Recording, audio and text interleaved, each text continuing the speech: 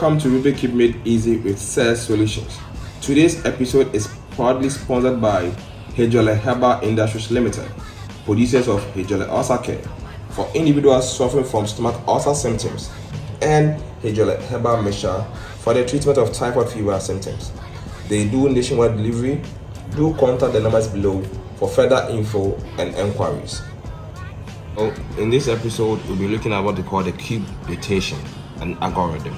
So we're going to look at how the cube turns itself and how to identify each side. Now we start with what we call F. F is supposed to be the front, or it stands for the front, and it can be any side facing you. So here is the front facing you. So here is front, and it goes this way. Okay. Now you have this side, the top or up. So when you say up or U, it means you are turning it this way in a clockwise form. That's U. Then we have right. So this side, the right side also, on the right side, and it says R, you turn it in the clockwise motion. That's R. Likewise, we have the, so anytime you hear L, that means your left side of the cube, you turn it in the clockwise form. That's L. Okay. Now in the inverse, we also have what we call the back. Before we move on, let's go to the back. This side is the back because this is the front. So here will be automatically the back. When it says B, you move it in the clockwise direction and it goes this way. Okay. When we have the down, once we have up, definitely we need to have the down. Once you have D, it means you are moving the down part in the clockwise direction this way. Okay. Now the inverse of all this, notations is what we call prime, the prime, or the counterclockwise.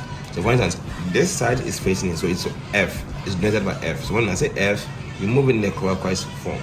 Now when I say F prime, you are going to turn it in an anti-clockwise position or counterclockwise position. So let's take the counterclockwise. So when I say F prime, you are going to turn it in the counterclockwise position. That's going back this way. So that's F prime.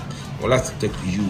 When I said U, you turn it in the clockwise direction. You're going to turn it back in the counterclockwise direction. But let me give you a simple trick.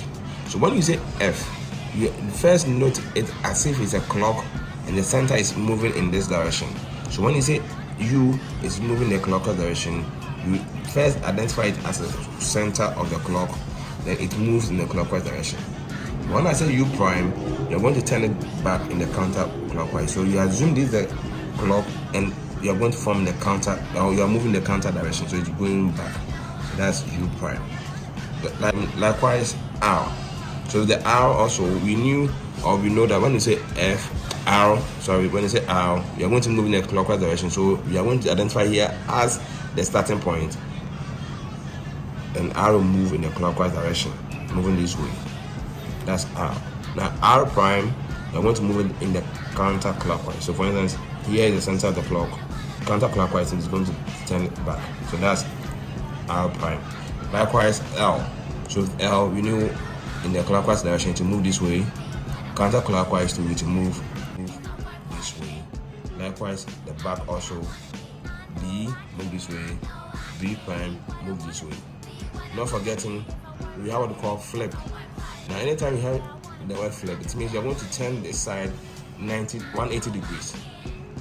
So if it's a right flip, it means that this side must be turned twice. So it will go 1, 2.